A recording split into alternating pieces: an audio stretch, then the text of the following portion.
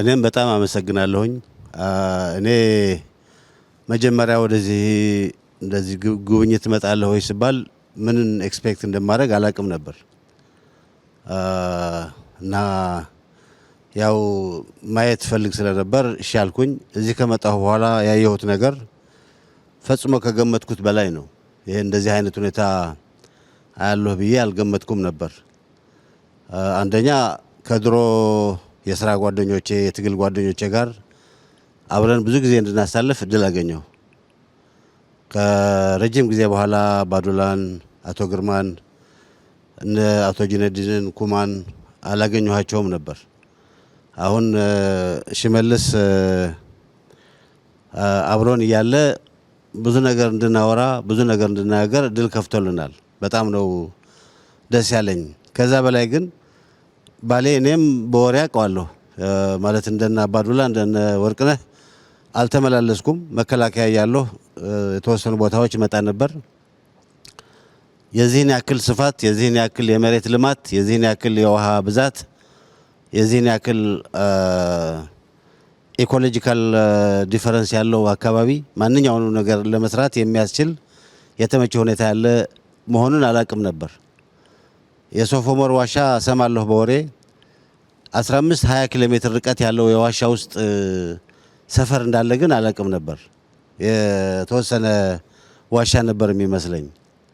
አሁን ደግሞ አደረጃጀቱና ስርዓቱ ለወደፊትም እየቀጠለ ይሄዳል። ግን በጣም በሚመች መንገድ እየተዘጋጀ ያለ መሆኑን ያየሁት። በ10 ሺዎች የሚቆጠር ሄክታር መሬት ለምቶ በባሌ ውስጥ ያሉት ከባሌ ተራራ የሚመነጩት ወንዞች ለማንኛውም ልማት እየተዘጋጁ መሆናቸውን ስታይ የሚያጭረው ተስፋ በጣም ትልቅ ነው። በጣም ትልቅ ነው። ትንሽ እንትን አይደለም። በመቶ ሺዎች የሚቆጠሩ ሄክታሮች ናቸው እየለሙ ያሉት እና ይሄ ለኔ በጣም ትልቅ ተስፋ ነው የሚሰጠኝ። ይሄ ከመሬት በላይ ያለው ሀብት ነው። ይሄ ከመሬት በታች ያለው ሀብት ገና አልታየም እና ሰላማችንን ጠብቀን እየተቻቻልን የፖለቲካ ስርዓታችንንም አስተካክለን ችግር በሚፈታ መንገድ ከሄድን በጣም በጣም ብራይት የሆነ የወደፊት እድል እንዳለን ነው እያሳየኝ ይሄድ ያለው። አሁንም ሙሉ በሙሉ ከችግሮቻችን እንዳልወጣን አውቃለሁ። ችግሮች እንዳሉ አውቃለሁ።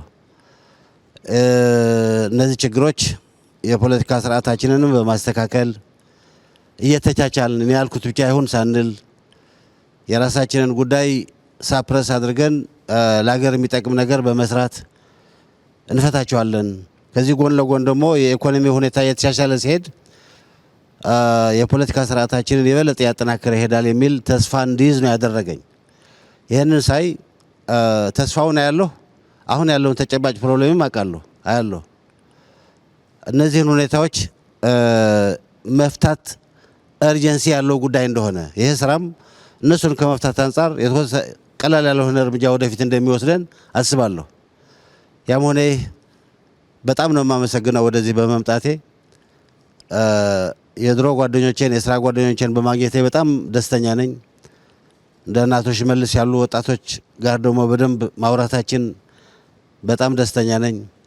እንደዚህ አይነት ዩኒክ ስብስብ ያለፈውንም እያወራህ የሚመጣውንም እያሰብክ መሄድ የሚያስችል ሪትሪት አይነት ልበለው መዘጋጀቱ በጣም ትልቅ ነገር ነው የሚል እምነት አለኝ።